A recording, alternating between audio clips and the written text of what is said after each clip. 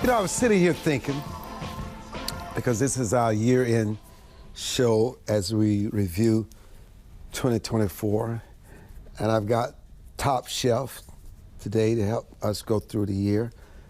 And you know, there's been so much that has gone on in 2024. You would think that this year was wrapped in 10 years, that we just went through a decade instead of 1 year. And so I've got Bruce Fein, of course, Joe Griffith on Zoom, and Raynard Jackson here in the studio. Forget about the titles, that's always on the screen. I know them on a first name basis, and I will continue that tonight. Right, guys? That's we all know right. each other on a first name basis. So I want to talk about the stories that dominated 2024. But I tell you, I saw something. Hakeem Jeffries, the House Minority Leader, was on The View. And the host said that misogyny, racism, and bigotry was the reason why Kamala Harris lost. He actually pushed back. That is not true. She lost because voters were hurting in their wallets and the economy. Migration was an issue, and we need not push that narrative because it's not true. What does that tell you, Raynard? I think that tells me that Hakeem Jeffries understood the election results. And I think it's so sophomoric for liberals to continue to blame what I call externalities, racism, sexism, misogyny, on Kamala Harris's defeat. It was the issues. People, you cannot argue with a person's lived experience. When they go, I was at the grocery store a month before the election, Armstrong, in D.C., and the woman in front of me was paying with a food stamp card. And she began to put food items back because she was over the limit of the card. I politely said to her and the cashier, "Don't worry, I'll pay the difference for you." Because she was putting back a gallon of milk to get a half gallon of milk. That's why they lost. You know, I remember this, because like all my intellectual guests, we read. This was supposed to be the doomsday year for the Republican Party. It would be fractured, it would be destroyed, it would lose its identity. Donald Trump can only appeal to his base and nothing else, and Donald Trump is gonna tank the Republican Party forever. But guess what, Bruce? I think the biggest news of 2024 was that coup d'etat that forced Joe Biden to step down. Yeah. There was a coup d'etat in 2024, and Biden, Nancy Pelosi, Chuck Schumer, they just took him out. That's a big story. Yeah, but think of the irony. The coup d'etat that accomplished nothing, because Kamala Harris, when she was asked repeatedly, what would you do different than Joe Biden, said nothing. So what did the coup accomplish other than look like you have an internecine battle? A sitting president was forced to step down. Let's not forget, they lied to us for years saying his cognitive skills and his intellect and his ability to grasp issues was better than anybody else. Joe Biden didn't have no problems. Now, we all knew that was a lie, by the way, but... No, but it's not just the leaders. Yeah. Because they could look at the polls, too. I mean, Biden wasn't an idiot, and he didn't want to suffer listen, this is his legacy, and he suffers a crushing defeat, then he ends up being zero. He's a footnote, maybe not even a footnote in history. So he himself could see that he looks like he's running, you know, into a 100-mile-an-hour headwind. He says, listen, I can stand by. Now he's reluctant because all members are reluctant. Dianne Feinstein wanted to stay on to the very end. Mitch McConnell's fallen down twice, but he's going to go on. Maybe and now Nancy Pelosi's fallen.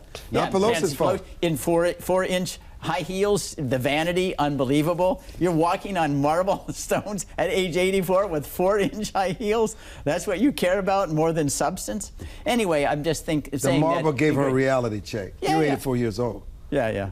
Okay, well, let me keep moving. Look, you're gonna be surprised. And I think I heard something die in my ear. You all can figure out what that means. Okay, I think something died in my ear, which means I'm not hearing anything. But anyhow, now that you know that, I think one of the biggest stories, Joel, that we don't talk about enough are these vicious storms that took place in 2024. And the lives that it impacted and how it displaced people and how it just wiped out 8 decades and decades of farmland, in the Carolinas and in Florida. Man, we've never seen anything like that before. Joe. No, these storms are devastating, especially across parts of Florida and North Carolina. And this is going to cost tens of billions of dollars to rebuild. What's unfortunate is now you see politicians in Washington, D.C. using the need for disaster relief to push through a 1,500-page monstrosity of a bill in the final days before Christmas. I like what the state of Florida does. In Florida, they prepare for these disasters. They have money set aside so that they don't have to go into debt to pay for it. That's what Washington, D.C. should be doing. Hurricanes happen each and every year. Disasters happen every year. There's no reason that our government cannot be preparing to actually fund, folks in need during these storms. Raynard, another top story was the fact that Donald Trump won re-election, and he won the popular vote. The popular vote. And it's just unprecedented, the comeback of the Man of the Year, Time Magazine's Man of the Year, and they finally showed him some respect. Donald Trump, what is it about Donald Trump? Armstrong, this guy is the best political figure we have seen in the history of this country. For him, wait a minute. In the history? Since the founding? Yes. Bruce. Yes. Huey Long? Since the founding? Huey Long didn't survive all these lawsuits. He not only survived. That's true. That's interesting. The news you heard today coming over to the studio, the Finding Lewis case got thrown out. That was phenomenal. That was the one case that a lot of lawyers said, and Bruce, you're a lawyer, I'm not, that was more troublesome than all the other cases. And Fani Willis overreached her hand, and now the courts there in Georgia have thrown out the case. No, they've thrown out her as the reader. The case remains. They didn't, because that wasn't on issue on appeal. Now, it still may be delayed, and they may, during the incumbency, Trump will argue that even though it's a state prosecution, the Justice Department memo says you can't do anything to an incumbent president. But remember, the charges stay. And, of course, those same charges have already led several of Trump's lawyers to plead guilty. Jenna Ellis and the gentleman, I forget his name now. So I do think, as a practical matter, his administration is not going to be affected by this case. It'll take a while to appoint somebody new. But it's a little overstatement to say the case has been thrown out. But Joe, how do we go from Trump facing over 30 indictments, being accused, he didn't even campaign, he was so tied up in court. How do we go from all these possible cases, which one's going to put him behind bars, to his being president of the United States again? Where else can this happen? I mean, you think this happens in some country with dictators, but this happened in America. You know, these are politically motivated cases. I'm thankful that many of these have already been dismissed, but this could prove to be a big distraction if these cases continue going forward. We have real work to be done, and I think it's time for the Justice Department and for these very political prosecutors in New York State to recognize reality. The election is over. Drop these cases. You know, another big case of this year is Raynard, is the death of legacy media. Yeah, they're toast. They're toast. And the mere fact that George Stephanopoulos from ABC News, their suits, the executives in ABC Disney, settled for $15 million plus $1 million in attorney fees. That's damning. And from what I've been told, I had lunch with a person from ABC up in New York Monday. George Stephanopoulos, I'm butchering his name, was told several times before that interview with Nancy May, do not use the word rape. He was told by the executive producer before they went on the air, and he did it anyway. And so what would have happened in discovery, those text messages and conversations between these executive producers, that's why they settled. No. I think that there's an additional reason. Let me say this to you, though. Yeah. Let me just say this. I also believe this. I don't think ABC really cared about the $15 million or the $1 million in legal fees. I think they were so bent on doing everything they could to make sure that Trump did not win again. They said, what if we say it? We're willing to pay the cost just to make sure, because we've decided, remember, he's an existential threat to democracy in America. And I think the real issue is that the media is so defiant and so self-righteous, they were willing, what is a rounding number? That's no money in broadcast world, okay? Because they felt Trump needed to be defeated, Bruce. I consider it a little bit different. And I go back to the statement that the head of CBS, Leslie Moves, said in 2016, well, Trump may not be good for the United States, but he's good for the bottom line. ABC wanted to make sure they had access to the White House, just like Morning Joe and Brzezinski went down to Mar-a-Lago after they trash him every day for 4 years and say, oh, now we want to make up. Because they're just trying to make money is what it is. I think it was a purely business decision. They said, we're going to make up more on getting interviews with White House people on their advertising rates than $15 million, and that's a deal. They cut because the media is out there to make money. They have no interest in informing the public if they think that it'll be harmful to the bottom line. That's just the way the media is these days. Fascinating. When we come back, we're going to have much more, and I hope you enjoy it. And I'll recap of 2024. I wish I could just go inside your mind, because I know you were yelling at me. You got to mention this story, this story, and that story. And when we come back, we'll get into some of those stories. Don't go away. Yeah, my mic. Okay. There's no question that my guy. You know.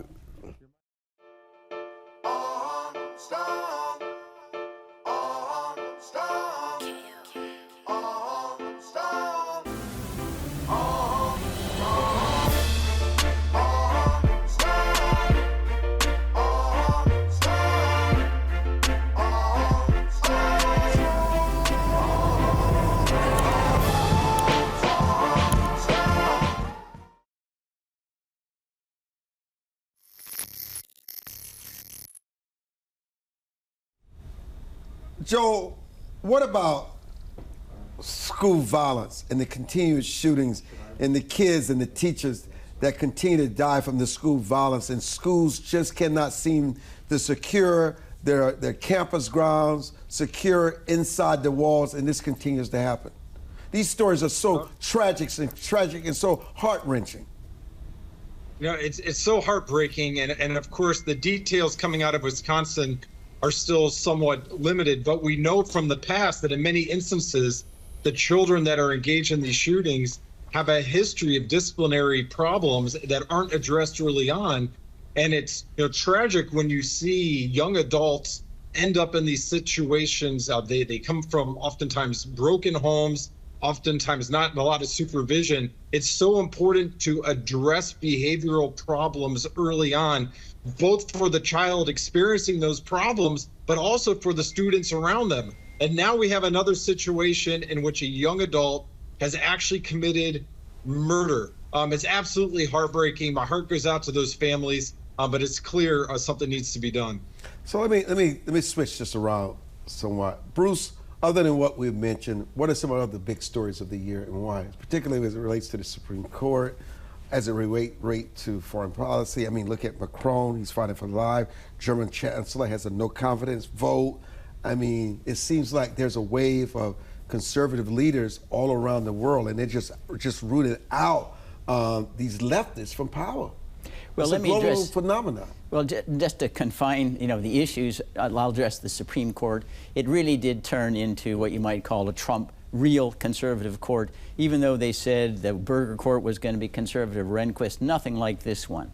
And the major decisions made this year in 2024, obviously the immunity case of Trump versus United States, throwing out Chevron, the deference to agencies which should curtail the regulatory state, the major questions doctrine that had the court repeatedly tell Joe Biden you can't cancel all these student debts worth trillions of dollars without any statutory authority. So I think what it does mean is that the Trump administration should have reasonably fair sailing from the court anyway and moving forward on its agenda. And expanding the court. Expanding the court, that's going to go nowhere. There's been 9 since 1869. The court packing plan didn't work very well with Roosevelt, who wanted to jump it to 15. There were proposals to have term limits, which you need a constitutional amendment, or to increase the size of the court. But certainly with the Republicans in control of the House and the Senate, they're satisfied with the court. These reforms are going no place. You know, while we're on the Supreme Court, I don't want to laugh. Yeah. I saw Supreme Court Justice Ketanji Brown in that Broadway LGBTQ play, man. I actually, you know, I ask myself sometimes, what are these people thinking? She has a case that's coming before her, and she's, I mean, like, it was unbelievable. That was Raynard, interesting to see a sitting Supreme Court first justice. time ever. Yes, and on Broadway. Everybody seems to be caught up, Armstrong, in this whole social media phenomena where I want to be heard, I want to be seen all the time. But who's advising her? I mean, Armstrong, see, you're more charitable than I am. At her age and her position, she doesn't need an advisor. That's true. She has common sense. That's true. You know, she may have died, this may have been for her child. Something happened here, but I want to tell you something. If you've not seen her on Broadway, it's ridiculous. It is, I mean, it's pure entertainment. I've never laughed so hard when I saw her, because I wanted to be upset with her, but I was like, this can't be real. And you know, if this had been Barrett, not Ketanji Brown, this story would never run out of legs. Oh, no question. Let me give you something. It's not quite parallel, but it's similar. Abe Fortas was on the court, and he used to go down to the White House, and Lyndon Johnson talked about the Vietnam War, civil disturbances, issues that were going to come up to the Supreme Court. And that was a reason why Fortas was driven when he was nominated Chief Justice from that position, and he was ultimately resigned, because there still was a concern for appearances. A Supreme Court justice sitting in the Oval Office? Now, all appearances are out the window. You do whatever you want, and it undermines confidence that the public has in the system. Speaking of that, Joe, I haven't gotten to you on the economy yet. I'm sure I'm going to get there, but what about these presidential pardons? Okay? And old Biden trying to tell us that it was a witch hunt and it was his Justice Department, as if we're dumb and drinking and cannot understand. I mean, it's unbelievable. And we know what's coming up for January's, pardoning the January 6ers. We know what's coming. Yeah. But go ahead, Joe. The President Biden has shattered all records on pardons and clemencies. We're talking about thousands of pardons that have been issued. And of course, every 4 years, this is a big news story, but this is truly historic. And if you go through the list of people he's pardoned, it also becomes problematic. There was one person who was connected to terrorism in the Middle East. He's going to be out of jail. And there was another one, a local government leader in Illinois who siphoned off millions of dollars of local taxpayer funds for her own use. Well, she's got a get out of jail free card as well. You know, Bruce Fein, Syria, Iran, they just lost their power. I mean, it's just a whole different Middle East. Well, it is, but I don't think we say that there's a turning point that doesn't turn. I fear that Syria is going to turn into a new version of Libya or Somalia. But was Assad a drug dealer? Was Assad, was he in drugs? Was he a drug dealer? Repeat that?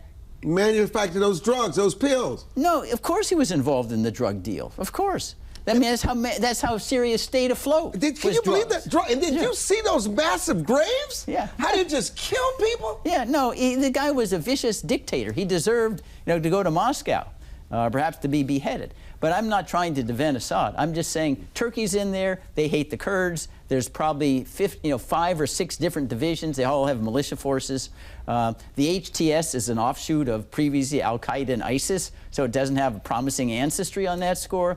And I think the idea that anybody can come in and fix this, we know Israel's already taken out a third, saying preemptively we're not going to have an unstable country on our borders and we need to protect the Golan Heights. I think people think that there's going to be any stability in Syria. 10 years, you'll be asking me the same question. There are 5 or 6 additional militias out there. Let me give you another hilarious moment. The media. CNN and those arrested a citizen. Someone who's in the torture chamber. He's coming out. His face, he's fat, healthy. I said, he doesn't look like he's been tortured. He looks like the torturer. And all of a sudden, you realize this is the guy that was doing the torturing. I mean, they're so desperate with this displaced compassion. And this guy coming out, he's like, me? Are you sure? I mean, come on. Is that not what the media has become?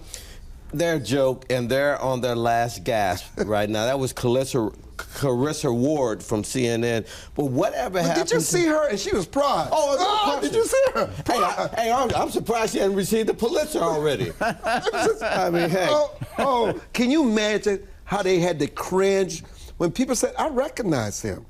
He looks like, but the story there, Armstrong, is not so much that story fell apart and was exposed, it's who did the exposing. It was just regular viewers. Regular viewers, that's a fact. That's the story. That's why social media, TikTok, Instagram, X are replacing the media. Big time. Just every day. So why are we shutting down TikTok? TikTok is a useful role to play. Now we have the Congress, and now the President, and now the Court of Appeals here. Shut down the whole program. Based what? On anything that they've actually happened that's adverse? No. Well, the national security state says, well, maybe in 50 years something bad may happen and, okay, we're going to shut it down. That's just wrong-headed. We need the TikToks and other social media for the precise person that you said. I'm not sure Trump's going to shut down TikTok. You know, there's a Supreme Court hearing that's coming up. In January. And Trump is showing some life for TikTok. Now, let me go to my man, Joel. The biggest economy news in 2024, Joel. Well, the biggest news, I believe, is at the tail end of the year, and that's that inflation is once again heating up. We've seen prices rise by more than 20% since Joe Biden took office. And the Fed was taking a victory lap until recently. And if you listen closely to the remarks that were made yesterday by Fed Chair Powell, there's an admittance that this war on inflation has not been won. In fact, we are beginning to give back ground. Now, over the past 4 years, American families have only seen their real income increase by 2 percentage points. Compare that to the 4 years under former President Trump when real wages adjusted for inflation rose by 10%. There is no doubt that families right now are experiencing economic hardship. We know that savings rates are near all-time lows, credit card balances are near all-time highs, and that families have taken on debt and tapped into home equity just to pay the bills over the last few years. There's a lot of frustration, and that frustration is warranted. You know, we cannot ignore the rise of Elon Musk in 2024. There's no question, because at the end of the year, and also happy 2025, at the end of 2025, he issued a challenge to Speaker of the House Mike Johnson. You're giving yourselves these massive salaries. You're protecting these January 6ers committeemen from being subpoenaed and not facing their music. And someone says that Elon Musk, well, that's the task that he's been tasked with by President-elect Donald Trump. But it does show that he's going to play a very serious role. Well, there's questions about that. After all, the Constitution anticipates that the people who are going to speak for the United States need to be appointed by the President with the advising consent of the Senate. You don't get to subcontract out like Woodrow Wilson did Edward House, and then he ran his foreign policy for him, because there's not accountability. If Elon Musk, if he wants to appoint him, he should appoint him like other principal officers and have him confirmed by the Senate so he can be called there. He's not infallible, nobody else is, so then he's held accountable like anyone else. Now, Trump is certainly authorized to consult anybody he wants, but it is a little bit troublesome that playing an institutionalized role where he's not confirmed, he's not been appointed officially to any government position, then exercises influence, he's not subject to conflict of interest rules or anything else. I don't think it's a healthy situation. It needs to be more regularized. But one thing that has happened in 2024, and this is my final comment, I know I'm saying goodbye to Raynard and Joel. I'm going to keep Bruce, he's going to stay with us, because Aisha Braveboy is joining us. She's just announced she's running for office again against 6 people who are challenging her, so I want to get inside her brain and talk about that a little. But Raynard, one thing that we realize, that a sleeping giant has been awakened in 2024. It is we the people, and the people have spoken, and they are leading again. This is happening globally, Armstrong. It's not just relegated to the U.S. The whole issue of MAGA and national populism is sweeping through Europe, Asia, the Middle East. And I think Trump was the lightning rod back in 2015 that set this issue afire. And people are tired of being told, sit down and shut up. We know what's right for you, and when I want your opinion, I'll give it to you. And the people are speaking up, and you're going to see massive, in my view, positive change globally as a result of Trump being in the White House the second time. Raynard, Joe, happy New Year 2025. Hope you guys enjoyed the holidays, and we'll be back with much more.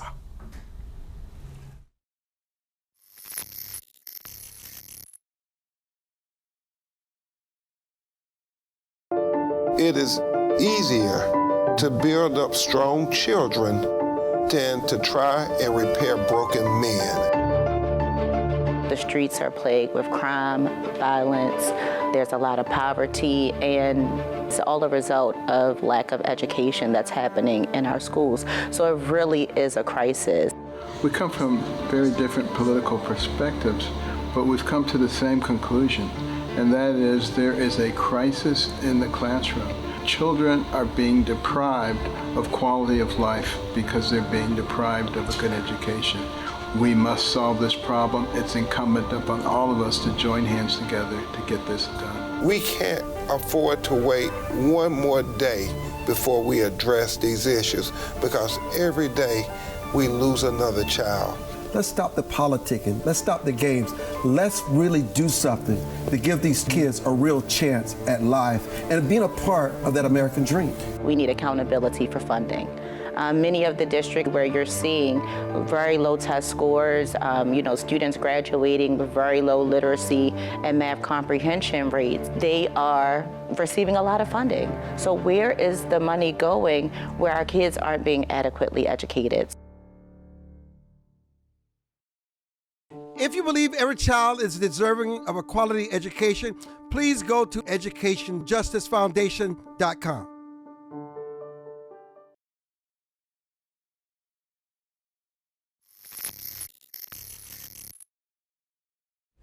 Aisha Braveboy, how are you? Wonderful. How are you? The Lord is good. Oh, all the time. When you think back, and there's Sal Greco. Oh, Sal Greco decided to show up. He's been saving the world from hurricanes and natural disasters, canceling us, saying he had to take care of people, but it's okay. It's good to see you, Sal. It's good to see you. Leonard, good to be back. How are you, my brother?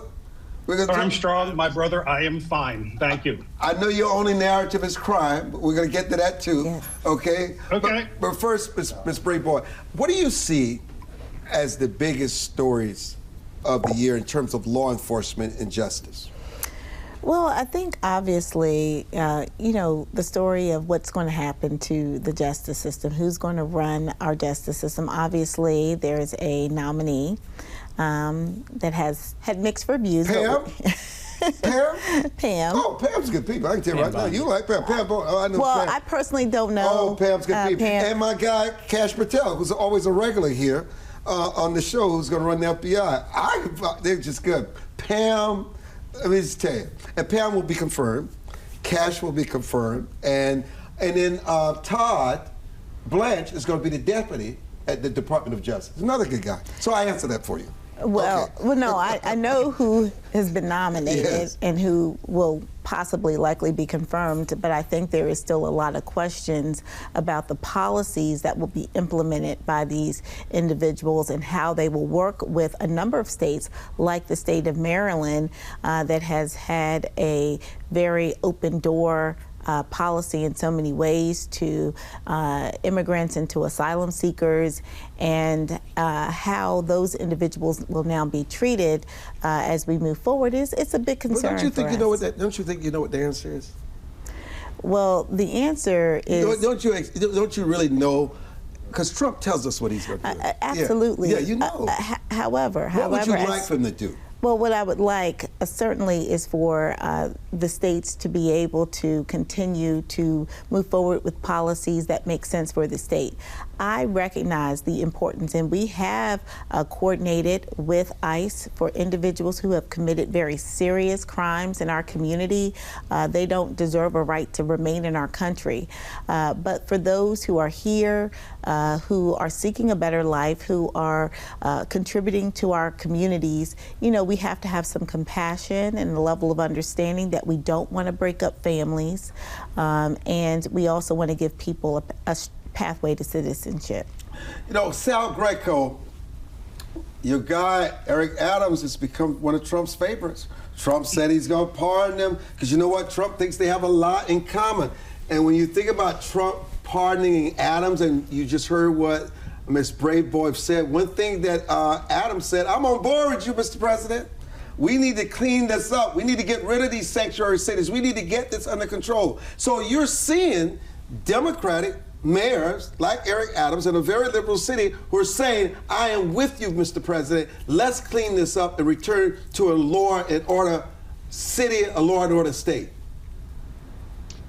Actually, Armstrong, I think it's more political what President Trump was saying about that. I mean, just this morning, Eric's chief advisor, Ingrid Lewis-Martin, was charged in Manhattan DA's court for bribery. So I don't think this, with Eric Adams, is going to end anytime soon. The saga continues between the police department and his cronies in his administration. But wait a minute. I understand you got a beef with Eric Adams. I understand all that. I know you fired you unfairly. I get all that. And I wish justice for you because you're a good guy. But still, the president is showing that he has a certain sympathy to people who he believes in. Look, John Fetterman, the senator, U.S. senator from Pennsylvania, just said that Trump should have never been prosecuted in New York. It was a witch hunt. And the president believes, because it's very similar, not only to Eric Adams, but anybody else. So it's not political for the president, because it's easy if it's some kind of Republican, but he's looking at Eric Adams and saying, I feel you, and I'm going to pardon you because I think we've got to stop weaponizing the Justice Department against people for political reasons. Well, here's the difference, though. With President Trump's prosecutions, they were using laws and things from 100 years ago that were non-existent. In Eric Adams' case, Armstrong, he did take $10 million in taxpayer matching funds via Turkish foreign straw donors. That's a serious crime. And he was also bribed. I mean, there's evidence of this. Two completely different cases. I know Eric, one minute he's against illegal immigration, then he's for illegal immigration. I mean, Armstrong, he himself stated in October 2023, that New York City's official position was the borders to remain open. He campaigned that New York City is a sanctuary city. He wanted illegal immigrants to vote in the local elections. There is nothing. I mean, Eric Adams is a charlatan, and all he's doing here is changing his skin, his snake skin off, and now he's saying, hey, I'm MAGA Eric, just so you can get a pardon. Okay. I don't think he's going to last past January, to be honest, Armstrong. In fact, there's all kinds of rumors that Andrew Cuomo's about to throw his hat in the ring for mayor of New York City, and that'll send chills down Eric's spine. So as far as the immigration part, Tom Homan went over there, and that was official business, and he's right, because you know what? Whether Eric wants to commit to this or not, ICE will be going there and deporting these trendy Aragua, criminals that are running around. And yes, New York City does have to change their laws because, they don't cooperate with ICE, and they should. I mean, I'm not wanting to say let's deport every single human being, because there's no way that could physically happen or financially happen. But these gang members aren't going. New York City, NYPD, they do bring them in and arrest them for things, and they can't call ICE and cooperate with them, Armstrong. That needs to change. That's something that Tom Homan is going to be on top of, and the president, and that's how you're going to clean up New York City. Before I get Leonard and on the conversation and Bruce, how do you respond to Sal? In terms of his about the immigration and ICE, and you do have real criminals. I mean, absolutely. A lot of people agree. Yeah, we have criminals. Mm-hmm. I can tell you that we have prosecuted them, and once they've served their time here, they have ICE detainers. They are sent back to their home countries. That process has been in place for quite some time, and we need to continue to do that, because people who come here, it's a privilege, and if they violate the terms of that privilege, they should absolutely be sent back where they came from. We must have law and order in our communities. So I think that that policy is the same. The question really is, who's allowed to stay? Who's allowed to have a true pathway to citizenship? Those individuals are the majority. The majority of people who are coming here are not committing crimes and other offenses. They are trying to live a better life. For those who are. Yeah, okay. Yeah. And one thing, I think Mr. Trump himself also tacitly recognizes that, at least in part, because he said he's not going to disturb the DACA immigrants who came in under Obama. So he sees the equities there. He's not kicking them out. They're going to stay. The other thing that oftentimes is unrecognized is a very large proportion, maybe 50% of those who get convicted of crimes, they can't be sent back to the countries. They won't take them. Right. So there's no place to send them. So they stay here because they're basically countryless. Well, they should drop them off whether they want them back or not. Well, where do we stick them out in the middle of the ocean? Just drop them off there. Let them figure it out. Just drop them off. The law doesn't permit us. Well, I don't see where they respect the rule of law. They break it all the time. Well, anyway, we need to change our laws. We just can't put them out on an island and have them die. Well, I got to tell you, depending on the crime that they commit, that's exactly what should happen with them. Leonard, your input on where we are. Are we making progress on crime?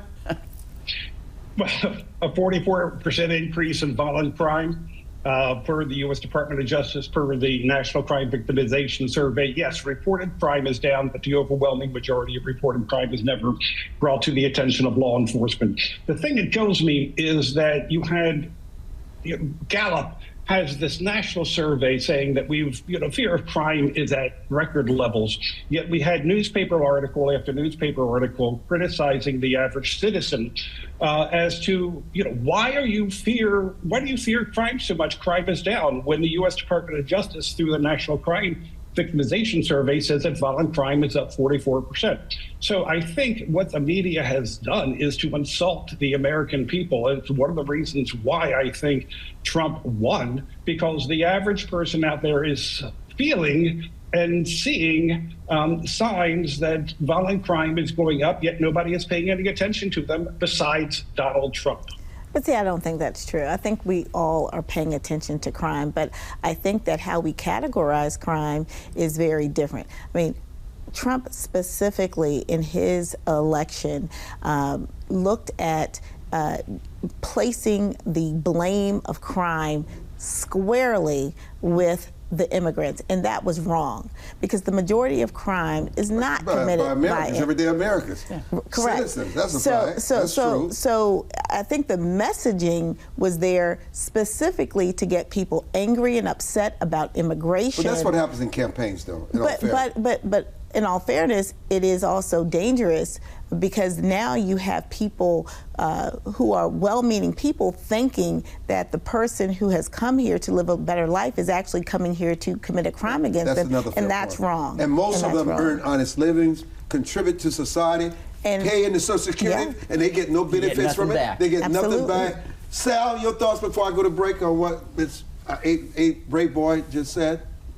Yeah, well, there's actually two things. Number one, New York City does not honor ICE detainer warrants. That's a fact. I was there, and that's one of the things that needs to change. Secondarily, I'm not saying, and I'm not throwing all immigrants in a bucket, but illegal immigrants, these DACA recipients, we're not saying we're going to go run around and knock on doors and say, hey, do you have paperwork? We're looking at these migrant crime waves. There's gangs all over the country. They need to go back to their country. We need to get them, round them up. Those are the ones you need. That's what Tom Homan's focused on. That's what Donald Trump is focused on. Obviously, we cannot deport 30 million people that are here illegally. And yes, maybe there could be something where there's a pathway to citizenship or something like that, but not for gang members. And until we catch all the gang members and send them back where they belong, because they're violent criminals, this has to stop, and we need to make sure that that ends up happening. So we need to honor the ICE detainer warrants in certain counties and cities. Do not, Armstrong, and that's a fact. It is 2025. Happy New Year. All-star panel, kicking the new year off right. We'll be back. Don't go away.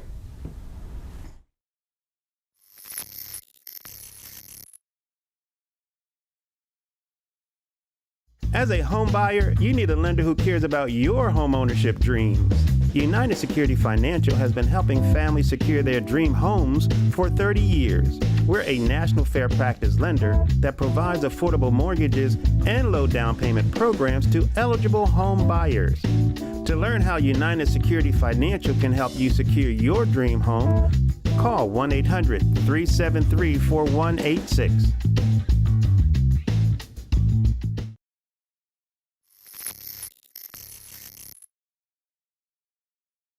You know, before we continue with our New Year inaugural show, you know, everything is about elections and people making the sacrifices to run for office. Obviously, you've made the decision to run again in your primary is March 4th? March 4th. It's a special primary. Special primary. What makes it so special? Well, the reason why it's special is because the seat of county executive was vacated by Angela Also Brooks, who will be our next U.S. Senator from the state of Maryland, first woman, first African American to represent us in the U.S. Senate. And so, from Maryland? From Maryland, okay. Yes. In order to fill her seat, the voters will have to decide who they want to be the next county executive. And of course, I'm asking for their vote. Yeah. And that's all? You're not going to tell them what going to separate you from everybody else? Well, look, I'm the only candidate that has worked in every branch of government. Obviously, now as state's attorney in the in the judicial branch. I've worked in the executive branch as well as the legislative branch. I've also been a small business owner and worked for private sector business. So I really have the know-how, I have the relationships, and I have a vision on how we can move our county forward. We have a $157 million budget deficit to close, and so we need someone with steady hands who has handled large budgets, which I have, and who understands the county's budget process, which I managed several years ago in my career.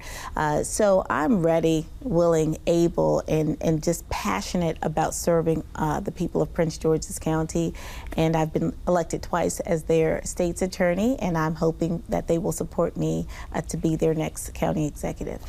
Sal Greco, what needs to happen in this new administration to change this juvenile crime? They need to have they have to hold people accountable. Accountability is the key. I think it's the entire key to the administration. From beginning to end in the last 4 years and maybe beyond that, there's been no accountability, Armstrong. People need to be held accountable for their actions, whether they're criminal or they need to be questioned in regards to any kind of criminality. And you're right, there's juvenile, here's the issue though. We're going back to the other subject we're talking about with illegal immigration, right? If you have these migrant crime wave going on, we have gangs on the corner. We already have regular gangs on street corners. So what's gonna happen is these two now rival gangs are going to be fighting for turf, for the drug trade. And there's one catch here, Armstrong, is those illegal immigrants, the migrant crime wave gang that comes in, they have no rules, Armstrong. They don't care about jail. It's also much harder to catch them when they're not even part of the system, no fingerprints in the system. So it's hard to catch these people. So accountability is key. And the same thing will go for the juvenile crime, Armstrong, because now we also have new migrants and people coming in, and their children are new to the country, and then we don't know if they get affected by gangs or migrant crime gangs. So again, we're back to square one. And the number one issue here is always accountability. People need to be held accountable for their actions. You know, Leonard, in Maryland, the legislature passed, which became law in November of last year, the Juvenile Justice Reform Bill. But it seems like crime has escalated. It doesn't seem like the passing of this legislation has had any impact. Is there some kind of a period before we begin to see whether or not the legislation and working with the state attorneys and other collaborative partners has an impact? Because every time you turn around, and I'm gonna get Ms. Braveboy in on this, it just seems like crime continues to soar in these jurisdictions, no matter how many laws they pass. Armstrong, you're beginning to see through national data that crimes, the arrests are going up, that crimes cleared are going up, that incarcerations are increasing. You're beginning to see the early stages of the criminal justice system turning itself around. When it comes to juveniles, I mean, people need to understand that the whole philosophy behind the juvenile justice system is rehabilitation. not accountability. That has been the traditional point of view of the juvenile justice system for decades and decades. It's going to be really difficult to turn that around because the overwhelming majority of people out there want to see juveniles treated differently. I agree with Sal. There needs to be accountability, especially for violent crimes. And for violent crimes, there need to be more juveniles being charged as adults. So you have this conundrum of a decades-long sense that juveniles need to be given a second, a third, a fourth, or a 23rd chance. That's the problem that we have in the juvenile justice system. Too much emphasis on rehabilitation, not enough emphasis on accountability. And, you know, I know you, Ms. Braveboy, and let me be clear. People like to focus on Baltimore, but let me tell you, Prince George's County is no walk in the park. They've got their issues too. We have issues. We have seen, though, a pretty significant decrease in juvenile arrests for things like carjackings. In fact, we have overall seen about a 39% decrease in carjackings, and as you may recall, the majority of them, the majority of the arrests were arrests of juveniles. And so we have seen a pretty significant decrease. We have been laser focused on holding juveniles accountable for violent offenses. And so we are seeing some progress. There's still far too many crimes committed by juveniles because one crime is too many. But I wanted to go back to what Leonard said about rehabilitation. I strongly believe that rehabilitation should include accountability. Think about in your home when you were young, not too long ago, when you made a mistake or did something wrong, guess what? Your parents held you accountable. Yeah, but I would not killing, stealing, and raping people. Listen conceptually. Okay. Your parents held you accountable. They may have punished you, but guess what else? They gave you love and encouragement. My point being, parents. These kids don't have parents anymore. Well, let me just say this. My point is, rehabilitation is a goal, but how you get there is really the question. And accountability has to be a part of it. Consequences have to be a part of it. I think that the problem isn't the focus or the goal of rehabilitation. I think it's the question really is for those who are implementing, who have the job of administering these systems, do they believe that accountability should be a part of the rehabilitation process? Because if you have people who understand that consequences don't mean that the child is never going to amount to anything, it just means that the child now understands that if they do something wrong, that they'll be held accountable, and then we will give them services and support and counseling and the things that they need in order to become better people. That's the rehabilitation part of it, but you've got to have consequences. You've got to have accountability. We've held young people accountable. I mean, we've had young people tried as adults. As you know, we tried, unfortunately, Caden Holland, who otherwise known as Baby K, when he entered and boarded a school bus, attempted to kill another teen. He received a 25-year sentence in Prince George's County. And so what we're hoping is that as he's serving his time, that he will get the counseling, that he will get the support services that he needs to become a better person. But consequences are key for our young people. Let me go back to Sal, who spent so many years in law enforcement to respond. I'd like to get your feedback on Sal. Yeah, I'm in. On what she just said. Oh, what she said? You agree. You looked a little torn, but you agreed. There's a lot you agreed with. I agree. Listen, I agree a lot with what she said but the problem here is kind of what Leonard was saying is as far as holding them accountable and the consequences, you don't charge a juvenile. Some of them don't get charged as adults. So if you don't charge them like that 25-year sentence for a murder, that's not happening in every jurisdiction. That's the problem. See, it depends where you are, and depends also the cases. Some cases are political. We need like a blanket thing. You commit a violent act, you will be charged as an adult. It doesn't matter what jurisdiction it's at.